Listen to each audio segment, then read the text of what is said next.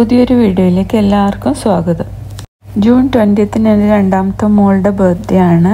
അപ്പോൾ അവൾക്ക് birthday gift കൊടുക്കാൻ വേണ്ടിയിട്ട് ഞാൻ ഇന്നൊരു ഡോട്ട് പെയിൻറ്റിംഗ് ആണ് ചെയ്യുന്നത്. അപ്പോൾ മോള് ഡാൻസറും കൂടിയാണ്. അപ്പോൾ അവളുടെ ഡാൻസ് ഫോട്ടോ കൂടി ഇൻക്ലൂഡ് ചെയ്തിട്ടുള്ളൊരു ഡോട്ട് പെയിൻറ്റിംഗ് ആണ് ചെയ്യുന്നത്.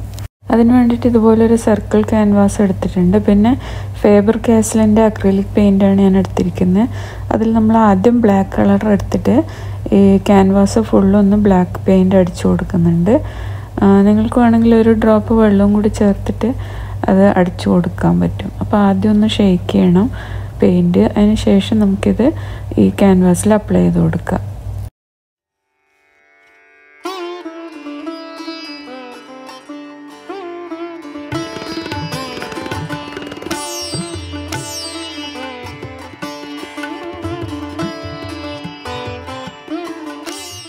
ഞാനിതിപ്പോൾ ഫുള്ളായിട്ട് അടിച്ചു കൊടുത്തിട്ടുണ്ട്.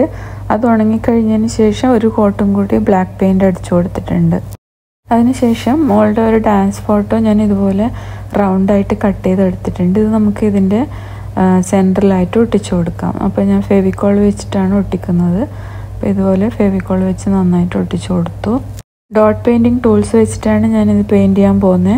അപ്പോൾ ഇതാണ് ഡോട്ട് പെയിൻറ്റിങ്ങിന് യൂസ് ചെയ്യുന്ന ടൂൾസ്. ഇത് നമുക്ക് ആമസോണിൽ വാങ്ങാൻ കിട്ടും. ഞാൻ മുമ്പൊരു ഡോട്ട് പെയിൻറ്റിങ് വീഡിയോയിൽ ഇത് കാണിച്ചിട്ടുണ്ട്. അപ്പോൾ ഇതിൻ്റെ അറ്റം നമ്മൾ പെയിൻറ്റിൽ മുക്കിയിട്ട് ഇതിൽ വെക്കുകയാണ് ചെയ്യുന്നത്. അപ്പം പല സൈസിലുള്ളത് നമുക്ക് കിട്ടും. കണ്ടില്ലേ, ഇതുപോലത്തെയാണ് ടൂൾസ്. അപ്പോൾ നമുക്ക് പെയിൻറ്റിങ് സ്റ്റാർട്ട് ചെയ്യാം.